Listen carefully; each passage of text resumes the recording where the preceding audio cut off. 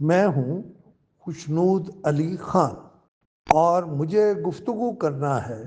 اس موضوع پر کہ امریکی صدر ٹرمپ نے آخر پاکستان کی تعریف کیوں کی، شکریہ کیوں ادا کیا اور ہمارے اپوزیشن کے لوگ کیا بیچ رہے ہیں،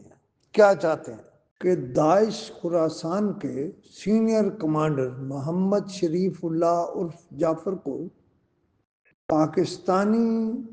فورسز نے گرفتار کر لیا۔ شریف اللہ پر اگست 2021 میں کابل ایئرپورٹ کے ایبی گیٹ بم دھماکے کی منصوبہ بندی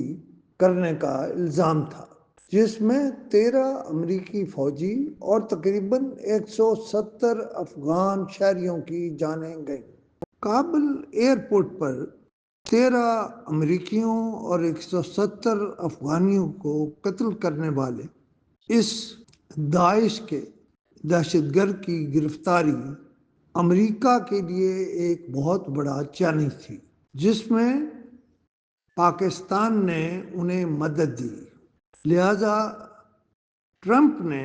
کانگریس سے اپنے پہلے خطاب میں کہا کہ ہم پاکستان کے شکر گزار ہوں، انہوں نے اس اہم ترین دہشت گرد کو پکڑنے میں ہماری مدد کی، اور امریکیوں سے میں یہ کہنا چاہتا ہوں کہ اب اس دہشت گرد کو امریکہ لایا جا رہا ہے، جہاں اسے امریکی انصاف کا سامنا کرنا پڑے گا۔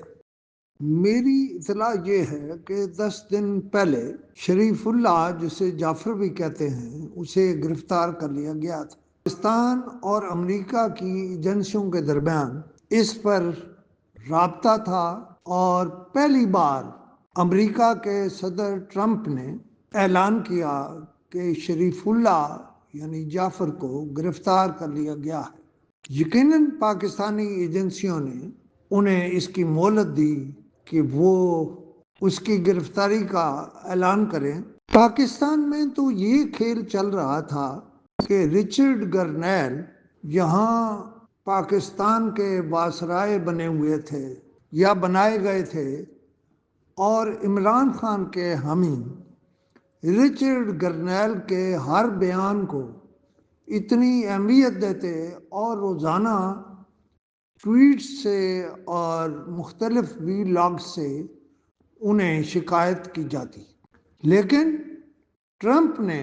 اس پر مسلسل خاموشی اختیار کی، اور پھر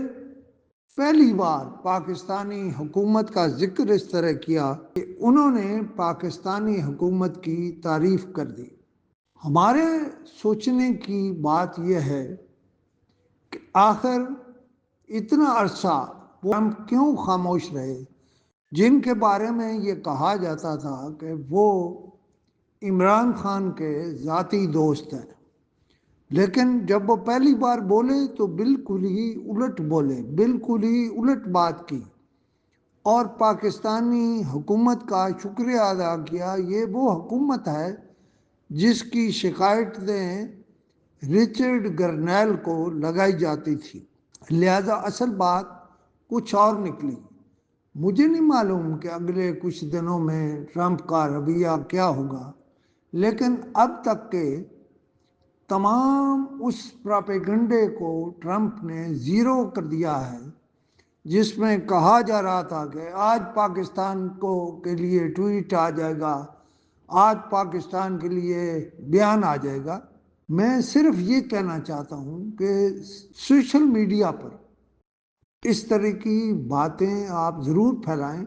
لیکن اس میں کوئی حقیقت بھی ہو۔ اب تک کی یعنی جو ٹرمپ کی حکومت کی کہانی ہے، اس میں تو معاملات ٹرمپ اور شہباز حکومت کے درمیان اچھے دکھائی دیتے ہیں، رابطہ بھی اچھا دکھائی دیتا ہے، اور کوئی بہت زیادہ نمبر بنانے کی کوشش بھی شہباز حکومت نے نہیں کی۔ ہمارے ہاں تو یہ تاثر تھا کہ اب صبح ٹویٹ آیا اور رات ٹویٹ آیا اور فلاں ہو جائے گا اور فلاں ہو جائے گا، لیکن اصل قصہ کچھ اور ہے۔ میں پہلی بار اس پر گفتگو کر رہا ہوں، لیکن اگلے دن میں یعنی اگلے دنوں میں ان باتوں کو کھول کے رکھ دوں گا اور آپ کو بتاؤں گا کہ اصل صورتحال کیا ہے۔